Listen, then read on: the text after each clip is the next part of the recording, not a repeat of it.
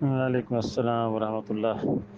فوت شدہ والدین کی طرف سے قربانی ثابت نہیں ہے، صدقہ ثابت ہے، اور وہ سال کے سارے دنوں میں ہو سکتا ہے، اور عشرۃ الحجہ میں بھی ہو سکتا ہے، قربانی والے دن بھی ہو سکتا ہے۔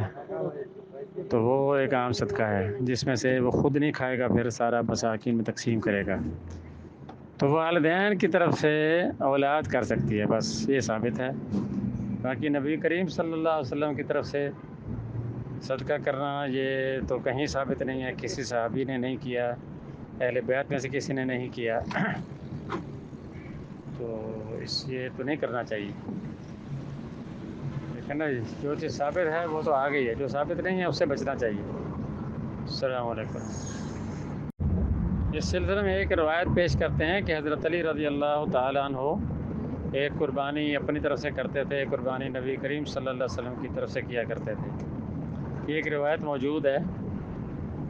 نمبر ایک تو یہ ہے کہ یہ روایت بہت سے علماء کے نزدیک ضعیف ہے، ثابت نہیں ہے۔ اگر بالفرض ثابت بھی ہو جائے تو اس سے مسئلہ ثابت نہیں ہوتا۔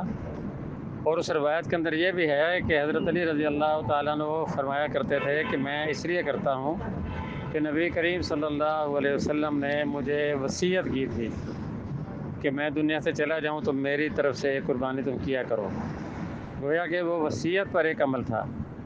تو یہاں پھر وہ علماء جو میت کی طرف سے قربانی کے قائل ہیں تو وہ پھر یہ بھی ساتھ کہتے ہیں کہ اگر کوئی میت وصیت کر جاتی ہے تو اس پر عمل کرنا چاہیے، لیکن جو علماء مطلقاً قربانی میت کی طرف سے کرنے کے قائل نہیں ہیں وہ تو کہتے ہیں جب روایت ہی ثابت نہیں ہے تو اس سے مسئلہ کوئی ثابت نہیں ہوتا۔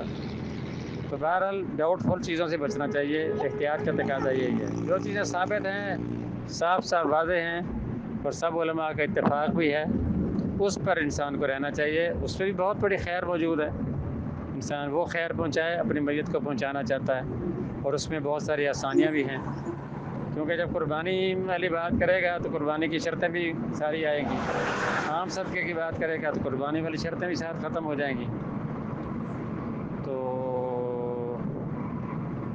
بس وہی چیزیں جو شریعت سے ثابت ہیں اور زیادہ اتفاق ہے علماء کا اس پر عمل ہونا چاہیے۔ صدقے کے مسئلے میں سب کا اتفاق ہے، اور والدین کی طرف سے صدقے میں بھی کوئی اختلاف نہیں ہے، جہاں اختلاف ہے وہاں بندہ رک جائے۔